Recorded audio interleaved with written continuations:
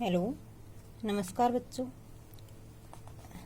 कक्षा 10 के राजस्थान अध्ययन का ये पहला चैप्टर अपना स्टार्ट है।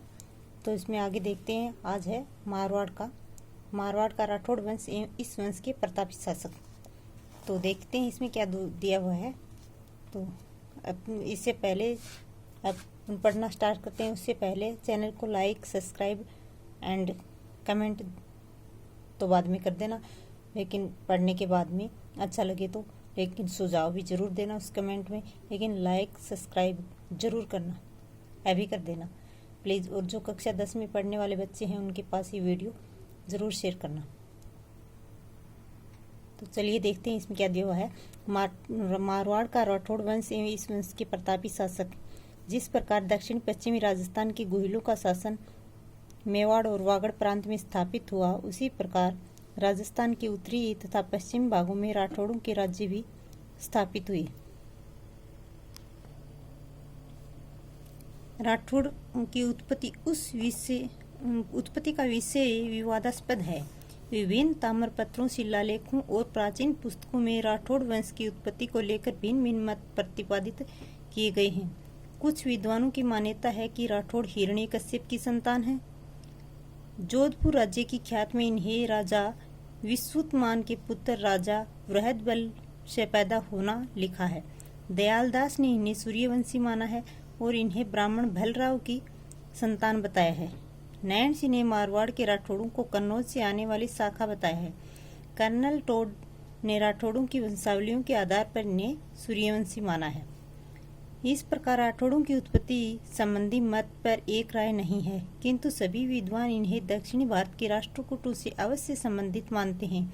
इनमें जोधपुर और बीकानेर के राठौड़ अधिक प्रसिद्ध हैं। जोधपुर के राठौड़ों का मूल पुरुष सिहा था, जिसे कन्नौज की गहड़वाल जयचंद का वंशज माना जाता है। सिहा केवल मारवाड़ के एक छोटे से भाग पाली के उत्तर पश्चिम में अपना राज्य स्थापित कर पाया।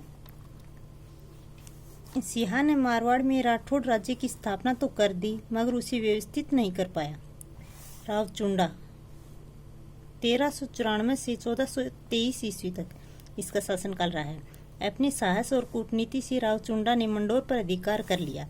इसने मंडोर को राठौड़ों की राजधानी बनाया। राठौड़ों की राजधानी मंडोर को सबसे पहले रावचुंडा ने बनाया।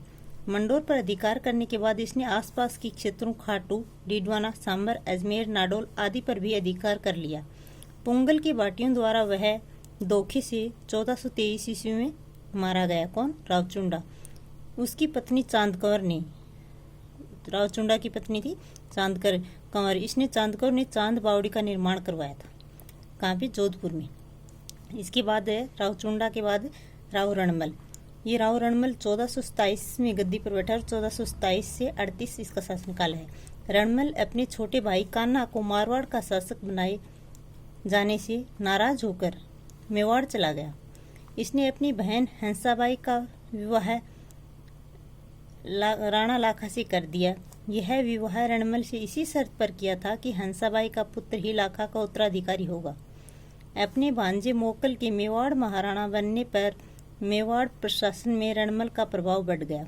रणमल की 1438 ईस्वी में उसकी प्रेमिका भारमली के सहयोग से मेवाड़ी सामंतों द्वारा हत्या कर दी गई। कब कर दी गई? 1438 में। तो ये 1427 से 38 के बीच। रावजोधा 1438 से 1489 ईस्वी। रावजोधा मारवाड़ के राव रणमल का पुत्र था। 1438 ईस्वी में चित्तौड़ में रणमल की हत्या होने के बाद उसने जंगलों में रहकर अपनी शक्ति को संगठित किया और 1453 ईस्वी में वह मंडोर जीतने में सफल रहा। उसने मेवाड़ से सुलह करने के लिए अपनी पुत्री का विवाह मेवाड़ी राजकुमार रायमल से कर दिया। उसने 1459 ईस्वी में जोधपुर नगर बसाया और उसे अपनी राजधानी बनाया। जोधपुर को रावजोधा ने नई राजधानी को सुरक्षित रखने के लिए चिड़ियाटोंग पहाड़ी पर एक दुर्ग बनाया, जिसे मेहरानगढ़ दुर्ग कहते हैं। रावजोधा ने दिल्ली के सुल्तान बहलोल लोदी की एक सेना को परास्त करके प्रतिष्ठा प्राप्त की थी। डॉक्टर गौरीशंकर हीराचंद ओझा रावजोधा को जोधपुर का प्रथम प्रतापी शासक मानते हैं। तो हीराचंद ओझा के अनुसार जोधपुर का प्रथम प्रतापी शासक कौन था? राव जोधा। अब है राव मालदेव, ये 1531 से 1562 ईस्वी। राव मालदेव ने खानवा के युद्ध में राणा सांगा की ओर से भाग लिया। यद्यपि खानवा के युद्ध के समय मारवाड़ का शासक इसका पिता राव गांगा था। उसने 1532 ईस्वी में बहादुर शाह के मेवाड़ पर आक्रमण के दौरान राणा विक्रमादित्य की सहायता की। 1536 ईस्वी में राव मालदेव ने जैसलमेर के राव लोणकरण की पुत्री उमादे से विवाह किया, जो इतिहास में रूठी रानी के नाम से प्रसिद्ध हुई। इस घटना का कारण यह था कि मालदेव का ससुर व उमादे का पिता राव लोणकर मालदेव की हत्या करवाना चाहता था। इसकी सूचना मालदेव की सास ने मालदेव को भिजवा दी। इस घटना के बाद मालदेव व उमादे के संबंध बिगड़ गई।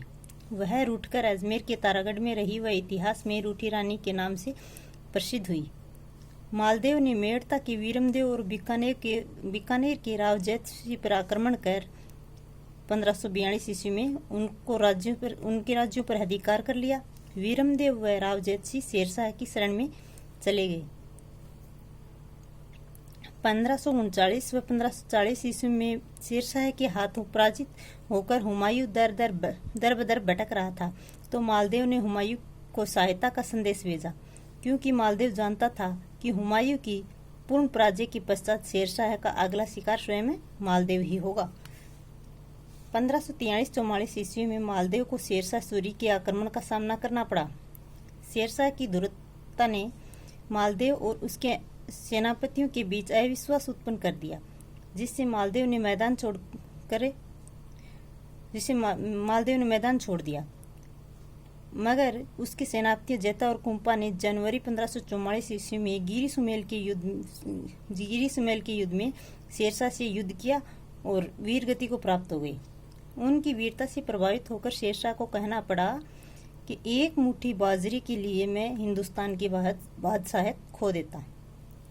शेरशाह की मृत्यु 1545 ईस्वी के बाद मालदेव ने जोधपुर, पोखरण, फलौदी, बाड़मेर, कोटड़ा, जालोर और मेड़ता पर पुनः अधिकार कर लिया। 1562 ईस्वी में मालदेव की मृत्यु हो गई। इसके बाद आया राव चंद्रसेन। 1562 से 1581 ईस्वी तक राव मालदेव ने अपने बड़े पुत्र राम से अप्रसन्न होकर उसे राज्य से निर्वासित कर दिया। अपने दूसरे पुत्र उदय सिंह से भी मालदेव खुश न था, अतः उसे भी अपना उत्तराधिकारी नहीं बनाया। अंततः चंद्रसेन मालदेव का उत्तराधिकारी बना, जो उसका तीसरा पुत्र था। चंद्रसेन को अपने दो बड़े भाइयों राम और उदय सिंह के विरोध का सामना करना पड़ा। 1564 ईस्वी में राम सहायता लेने अकबर की शरण में चला गया। अकबर ने हुसैन कुली खां के नेतृत्व में एक सेना भेजकर जोधपुर पर अधिकार कर लिया 1564 में। तो 1570 ईस्वी में अकबर ने नागौर दरबार के दौरान 1570 ईस्वी में अकबर के नागौर दरबार के दौरान चंद्रसेन भी जोधपुर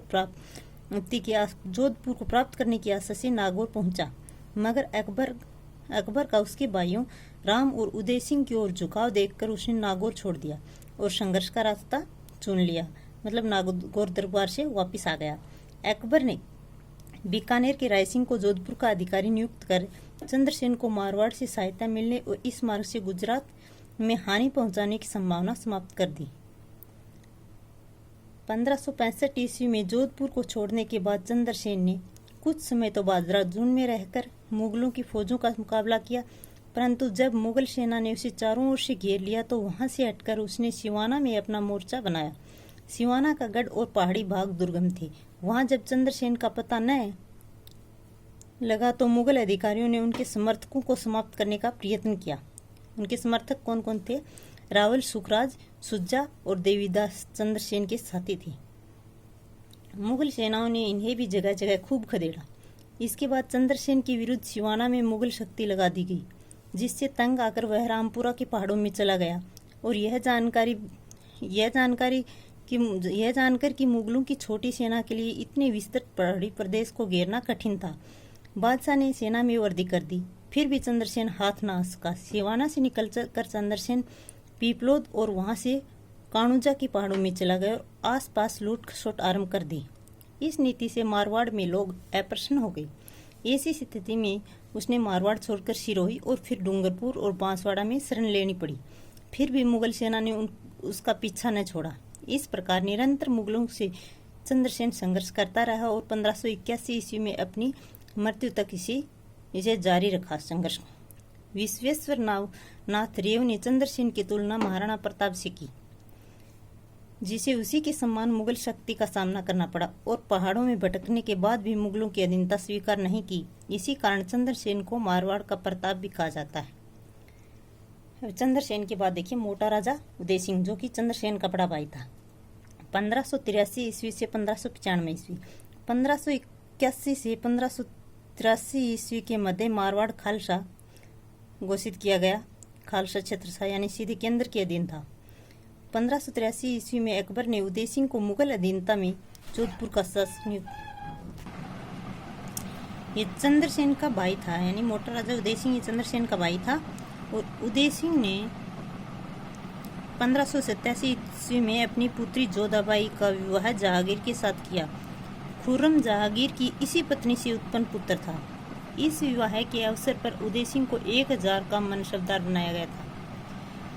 से आगे देखिए महाराजा जसवंत सिंह प्रथम 1638 से 1678 ईस्वी। जसवंत सिंह का जन्म 1626 ईस्वी में बुरहानपुर में हुआ था। अपने पिता गज सिंह के स्वर्गवास के समय जसवंत सिंह अपनी विवाह हेतु बूंदी में था। गज सिंह की मृत्यु का समाचार प्राप्त होते ही बादशाह शाहजहां के द्वारा उसे आगरा पहुंचने का निमंत्रण मिला। वहां पहुंचने पर शाही तौर से उसे टीका दिया गया और खिल्लर, जड़ाऊ, जमदर आदि वस्तुओं से सम्मानित किया गया। इसी अवसर पर उसे राजा का खिताब तथा 4000 जात व सवार का मनसब प्रदान किया गया। चूँकि उसकी आयु उस समय 11 वर्ष थी।